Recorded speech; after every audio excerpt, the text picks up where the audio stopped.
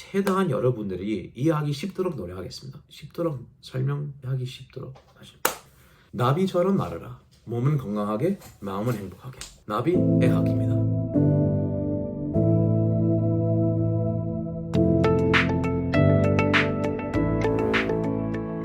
안녕하세요. 나비애학의 나비입니다. 이번 영상에는 지난번 영상에 이어서 제가 침술의 치료 기전에 대한 과학적인 설명을 마무리하고 그 다음에 여러분들이 한의원에 가시면 그 받을 수 있는 다양한 침 치료 종류에 대해서 이야기를 시작하고 드디어 한의학 치료 미니 시리즈를 시작하겠습니다. 그리고 지난번에 약속한 것처럼 제가 최대한 짧게 영상을 만들어 봤으니까 여러분들이 제가 소개할 내용을 조금 더 편안한 마음으로 들어보시기를 바랍니다. 그러면 첫 번째로 제가 지난 동영상에서 여러분께 물어본 질문에 대해서 얘기를 좀 하고 싶은데요. 그 동영상에서 제가 치매 자극이 문제가 생긴 조직에 혈류의 증가를 유래하여 그 조직의 문제를 개선할 수 있는 혈액 안에 있는 물질들이 더 많이 공급되도록 하는 기전을 설명했는데요. 영상 끝에서 이 기전에 대해서 여러분께 다음과 같은 질문을 물어봤습니다. 우리 몸의 혈액 안에서 문제가 생긴 신체를 낫게 할 수 있는 물질들이 이미 다 존재한다면 그럼 침술의 필요성이 과연 뭐가 있을까요? 이 질문에 대해서 여러분들이 생각 좀 해달라고 했는데 이제는 제가 알고 있는 이 질문의 답변을 알려드리겠습니다. 그리고 제가 알고 있는 그 대답은 바로 침술은 우리 몸의 회복 과정을 안내하기 위해서 수행하는 것입니다. 근데 이거는 과연 무슨 말일까요?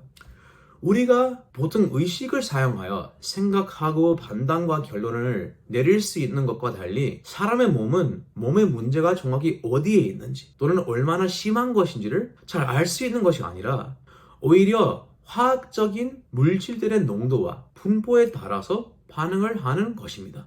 다시 말하면 몸 어딘가에 문제가 생기면 그 문제와 관련된 물질들의 양이 어느 수준 이상이 되어야 그때부터 몸이 스스로 그 문제를 인지하고 적극적으로 회복에 집중을 하게 되는 것입니다. 그런데 그 설명은 딱 들어보면 뭔가 좀 반응이 느리고 효과적이지 않을 것 같은 느낌이 오지 않아요? 이 말에 여러분들이 특히 여성분들 많이 공감할 수 있게 예시를 하나 들어서 비교해 보겠습니다. 애인을 사귀신 여성분들 기분이 안 좋으실 때 애인이 기분이 왜 안 좋냐고 물어보는 말에 보통 뭐라고 대답하세요? 기분이 왜 나쁜지 내가 꼭 말해야만 알아요? 이렇게 많이 말씀하시죠. 우리 몸도 마찬가지입니다. 문제가 어느 정도 이상이 돼야 그것에 해당하는 물질들의 수치가 농도가 충분히 올라가야 그때부터 몸은 문제가 있구나 라는 것을 알게 되는 것인데 이렇게 하는 것은 정말 애인이 자기 기분이 왜 나쁜 건지를 모르는 것처럼 답답하고 반응성이 매우 느린 것 같은 거잖아요. 특히 애인들이 본인도 먹고 사는 것에 바빠서 특별한 신호가 없으면 여러분들의 문제에 집중하는 것이 힘들 수도 있는 것처럼 우리 몸도 문제를 해결하려면 많은 영양분의 공급과 세포들의 투자와 노력을 해야 하는데 이것들을 계속 다른 몸 부위의 건강을 유지하는 것에도 사용해야 하니까 특별한 신호가 없으면 문제 해결에 제때의 힘을 쏟지 못하는 문제점이 있습니다. 그러면 우리가 어떻게 해야 할까요? 이것은 바로 침술의 중요성과 연관됩니다. 제가 지난번 영상에서 설명한 침 치료의 혈액학적 기전과 신경학적 기전으로 침의 자극이 우리 신체에 문제가 되는 부위의 존재와 심도를 우리 몸에 강조하는 신호를 준다고 생각하시면 됩니다. 그래서 몸은 침 자극으로부터 생기는 이 신호들을 받아서 여기에 집중해야겠다 라는 것을 여성분들의 애인이 갑자기 기분이 왜 나쁜 건지를 아시게 되는 것처럼 알게 되는 것입니다. 다시 말하면 침 치료의 작용 기전을 활용하여 의료인들이 몸이 스스로 또 빨리 또 효과적으로 자기 문제를 낫게 할 수 있도록 어디에 집중해야 하는지를 신호를 주면서 안내를 합니다. 그리고 이러한 치료 방법은 제가 이 채널의 제일 첫 번째 동영상에서 한의학의 기본적인 이해를 위한 설명을 했을 때처럼 신체의 항상성 유지를 돕도록 정상 상태를 벗어나기 시작하거나 벗어난 부분을 바로 잡도록 몸의 신호를 주는 한의학의 핵심적인 원리를 보여줍니다. 이제 일반적인 침 치료의 과학적인 기전을 설명했으니까 이러한 원리들로 작용하는 침 치료 그 자체를 어떤 경우 또는 어떠한 질환 대상으로 사용할 수 있는지에 대해서 간단히 소개를 하고 싶습니다. 사실은 이 부분에 대해서 할 말이 되게 많고 하고 싶은 말도 정말 많은데 지금은 우리 이러한 소개를 간단히만 하려고 합니다. 그래서 지금은 핵심들만 설명하고 더 자세한 내용을 설명을 하는 영상을 추후에 따로 하나 만들어 보겠습니다. 그럼 침 치료를 어떨 때 사용할 수 있을까요? 고대 한의학에서 침 치료를 온갖 질환에 사용했지만 현대의 임상 연구 위주로 침 치료의 효과를 제일 잘 보이는 것 같던 질환들은 근골격 질환이나 내과 질환들입니다. 사실은 이 두 분야 외에도 침 치료의 효과를 보여주려고 하는 많은 논문들이 있는데 제가 특별히 이 두 분야의 질환만을 선택하고 소개한 이유가 있습니다. 그 이유는 이 두 분야에 대해서 과학적 기존에 만든 근거를 압도적으로 더 많이 찾을 수 있었기 때문입니다. 특히 침 치료를 받을 때 모두를 놀라게 하는 침을 손에 놓았는데 발의 문제가 해결되는 그 같은 한의학에서 말하는 원미 치료의 개념을 현대 과학적인 정보를 설명하려면 이 두 가지 분야들과 잘 연결할 수 있을 것 같습니다. 그래서 제가 방금 언급한 침 치료의 원미 치료 그리고 그것과 대립하는 근위 치료의 설명을 간단히 하고 마치겠습니다.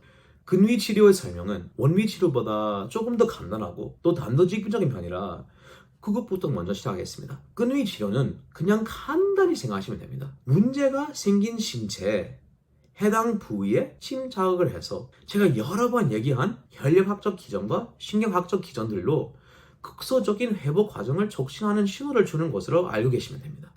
이것의 효과가 특히 허리 통증이나 목 통증 그리고 발목 염좌나 일반적으로 근육통을 많이 앓고 계시는 환자분들에게 아주 큰 효과를 냅니다. 그 통증이 나는 부위와 연관된 근육이나 힘줄과 인대 근위를 침으로 자극하면 신경학적 기전으로 통증의 차단을 할 수 있고 또 혈력학적 기전으로 그 조직을 성장시키고 강화하는 효과를 내어 통증의 다양한 물리적인 원인을 해결하는 것에도 크게 효과를 낼 수 있습니다. 그러면 이제 원위 치료의 개념을 한번 설명해 보겠습니다.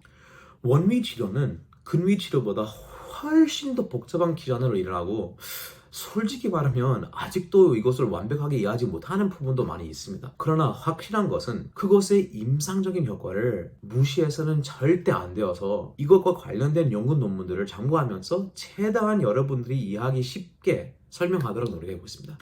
일단 원위 치료는 고대 한의학적 이론들로 설명하는 방법이 있는데 개인적으로 제가 그 이론들의 일관성을 임상연구로 보여주는 확실한 근거를 찾기가 힘들어서 오히려 제가 지난번 동영상에서 소개한 치매 과학적 접근과 임상 활용이라는 책에서 나오는 몇 개의 논문과 설명을 여러 가지 설명을 연결하면서 소개해 보겠습니다.